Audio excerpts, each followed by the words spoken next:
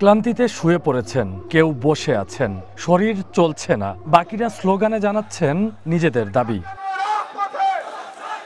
দশম গ্রেডে বেতনসহ ৩ দফা দাবিতে কেন্দ্রীয় শহীদ মিনারে দ্বিতীয় দিনের মতো অবস্থান কর্মসূচিতে প্রাথমিক বিদ্যালয়ের সহকারী শিক্ষকরা। সারা দেশের সরকারি প্রাথমিক স্কুলেও চলছে কর্মবিরতি। শিক্ষকরা জানান, শতভাগ বিভাগীয় পদোন্নতি এবং চাকরির 10 ও 16 বছর পূর্তিতে উচ্চতর ডিগ্রি প্রাপ্তি নিয়ে বহুবার আলোচনা করেছেন, কিন্তু ফল পাননি। আমরা প্রাথমিক বিদ্যালয়ের শিক্ষকরা এখনো তৃতীয় শ্রেণীর কর্মচারী থেকে গেছি। একজন শিক্ষক হিসেবে শিক্ষককে বলা হয় যে দেশ গড়ার কারিগর, তাহলে সেখানে একজন দেশ গড়ার কারিগর কিভাবে তৃতীয় শ্রেণীর কর্মচারী হতে পারে?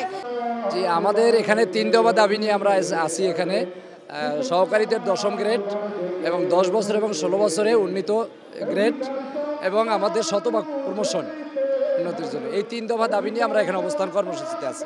শিক্ষকদেরকে বিভিন্ন ধরনের কথা বলা হয়েছে, তাদেরকে পদোন্নতি দেওয়া হবে, তাদের গ্রেড উন্নত করা হবে, কিন্তু দেখা যাচ্ছে তেমন কিছুই হয় নাই। শিক্ষকরা দীর্ঘদিন থেকে 10ম গ্রেডে আন্দোলন করে যাচ্ছে। আগে আমাদেরকে বলা হতো, তোমাদের তো মেট্রিক পাস শিক্ষক, ইন্টারমিডিয়েট পাস শিক্ষক, তোমাদেরকে কিভাবে 10ম গ্রেড দিব? শনিবারের শান্তিপূর্ণ কর্মসূচিতে পুলিশি হামলার জবাবও চান আন্দোলনকারী শিক্ষকরা। আমাদের জন্য প্রজ্ঞাপন দেওয়া হয় না, সবসময় আমাদেরকে এরকম আশ্বাস দিয়ে আমাদেরকে এখানে পাঠায়, আমাদেরকে বোকা বানিয়ে আমাদেরকে ফেরত দেওয়া হয়। আমরা শিক্ষক, আমরা রাস্তায় থাকার কথা না, আমি আমার বিদ্যালয়ে থাকার কথা। আমার কোমলমতি শিক্ষার্থী অপেক্ষায় আছে, আমি কখন স্কুলে যাব। আহত 2 শতাধিক, আর গ্রেপ্তার করা আছে 8 থেকে 10 জন আছে ওইখানে।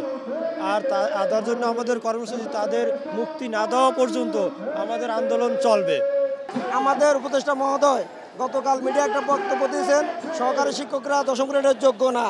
আমরা উপদেষ্টা মহোদয়ের এই বক্তব্যের তীব্র নিন্দা জ্ঞাপন করছি এবং পুলিশি হামলার প্রতিবাদ এবং উপদেষ্টা মহোদয়ের বক্তব্য ও দাবি বাস্তবায়ন না করায় আমরা স্বরাষ্ট্র উপদেষ্টা মহোদয় এবং প্রাথমিক ও গণশিক্ষা মন্ত্রক উপদেষ্টা মহোদয়ের পদত্যাগ দাবি করছি।